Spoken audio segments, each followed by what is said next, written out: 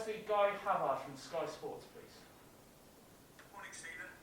Just to check, really, obviously we know all the COVID situation. Have you any injury worries for tomorrow night's game?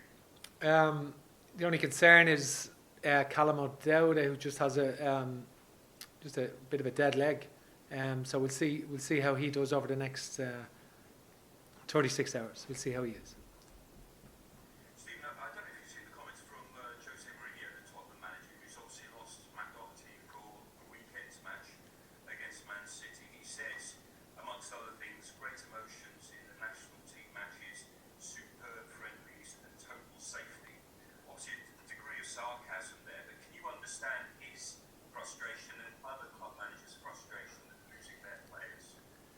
Well, I think first and foremost, I'm sympathetic towards the players themselves, because it's quite traumatic for the player to get coronavirus in a situation like that, and the effect on their families. So first of all, I think that's lost sometimes. I think that's, first of all, we must have a degree of sympathy for the players themselves.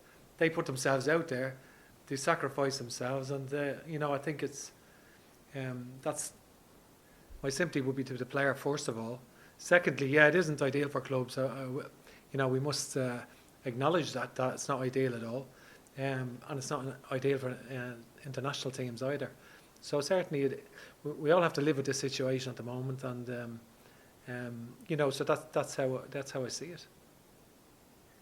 You have no concerns over the safety and the procedures. You have seemed to be hit with a lot of COVID infections, haven't you? Well, I think in the last month, we weren't hit with a lot of infections. We were hit with close contacts, because maybe we adhered to the policies a lot stricter maybe than anyone else, because we had that 2 metre rule. We're sort of following, the HSE guidelines, so we did. So we didn't have any more than anyone else, I would say, but we had eight ruled out, because two with it and 6 with close contacts in the last camp. And obviously in this camp, we've had 4 ruled out of it. But that's, it's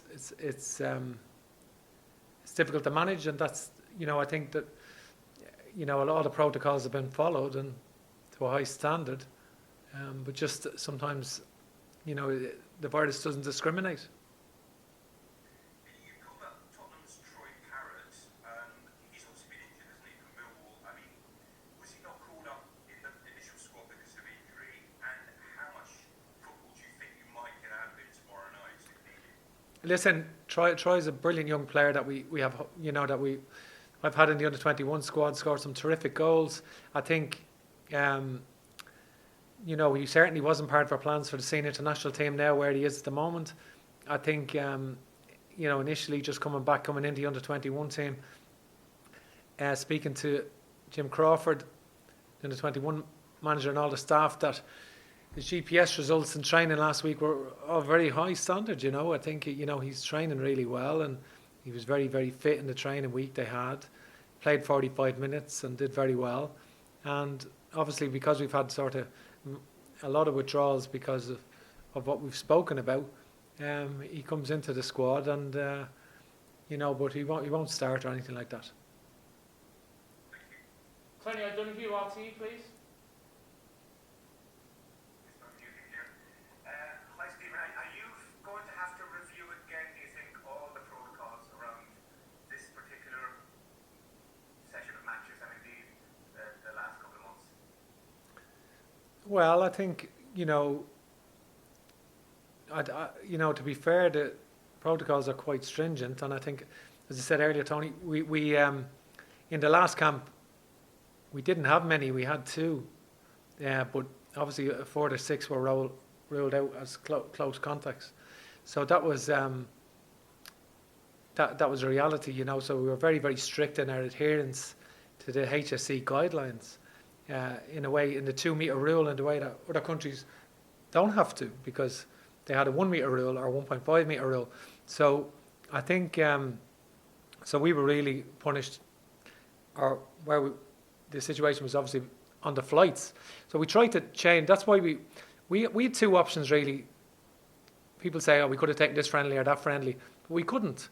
we had two options. The agreement was in place to play Slovakia in the playoff, Northern Ireland were to play Bosnia, and whoever didn't win played each other. So that was the agreement. Then obviously the option came up to play England when their friendly was cancelled, or travel to Bosnia. We took the game against England for mainly, one of the main reasons we took it was for safety reasons, in that we wanted to minimise the risks, meet in England, travel to Cardiff and play in England, play in Wales and come to Dublin, minimise the travel time, cut out the close contacts on the plane, minimise all of that. That was a strong part of the reason we played the game. And I think so we were offered the alternative was Bosnia away, England away. We decided on England away. I think, but nevertheless, we can't. It's very, very difficult to contain, and if a player comes in with it, and it can happen. And do you feel that's what happened? That the player or the players came into the camp with COVID and the testing flushed that out rather than it being. Yeah, of course. Yeah, of course. Yeah. And Alan Kelly's situation, it seems odd that he was with the team for the two matches. Did he just feel that by coming to Dublin that his own safety might be at risk? Yeah, listen, Alan, as you know, has been a great servant to Irish football, and he's a terrific goalkeeping coach. He has concerns, and which he articulated, and I've no issue with that at all. That's I respect that.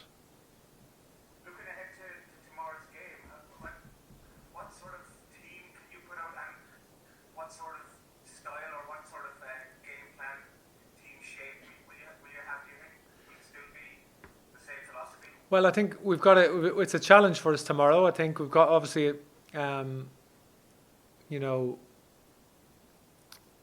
we're missing a high number of players. I think it's a challenge for us, but it's nevertheless we must prepare well and make sure we're ready. And it's an international, it's an important game in Group B, and it's opportunity for some players who it's a great opportunity for several players. And I think one of the things that it increases. One of the things that we've come in for a bit of criticism, that's fair enough. That's part of the territory when you don't win games. I accept that. I think, but one of the things that we've seen is that we have a bit of depth in both matches against Wales, even though we're missing a high number of players. And Wales have a good front three, and Gareth Bale, Daniel James, and Brooks, not to mention Ramsey into the game in Dublin. And yet we've matched them for 90 minutes in both games. And I think with a lot of players missing. And I think certainly, they've been a good template. Wales have been interesting because they blooded a lot of young players probably 3 or 4 years ago. They blooded a lot of young players 3 or 4 years ago. Now their players are in their early 20s or early 20s. And I think we've blooded a lot of players in the last couple of months. Probably more than any time in recent history, a lot of players are getting vital experience, and it's a great opportunity for some players today. And I think hopefully, or against Bulgaria, and hopefully they can take it. Will Dalton, Virgin Media, please. Morning, Stephen. Just picking up on something you said there, obviously following Wales' development.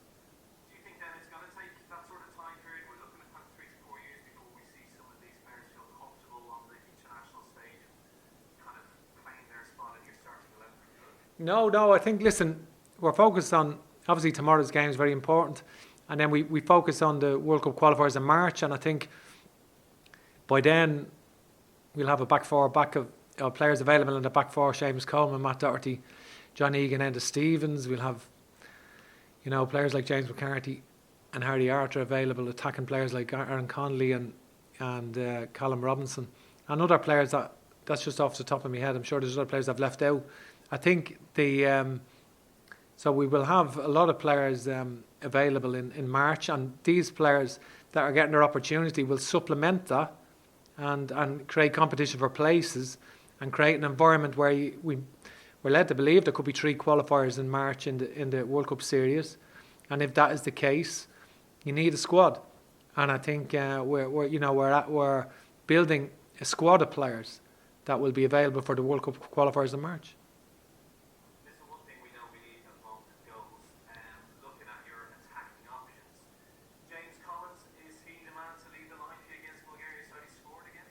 Well, we haven't picked a squad, or haven't picked a team yet. And James, you know, has scored some goals for Luton this year, and he was obviously very important in them getting promoted from League One to the Championship and in keeping them up last season. And he's a different type of striker than what we have. Okay, we've got 1 more minute in the live section, so we'll bounce to Damien Spellman for that, please. Hi, Stephen. Given the problems you've got with selection, I mean, you must feel like you've broken a couple of mirrors now. But, you know, have you ever faced a challenge like this in your career before?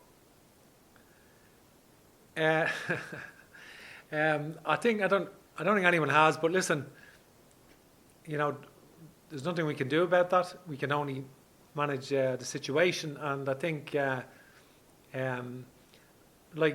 think the players' application has been exceptional, and I think we've just got to galvanise ourselves for this one last game now against Bulgaria. Bulgaria missed a penalty to draw 2-2 in Finland. They played quite well against Finland.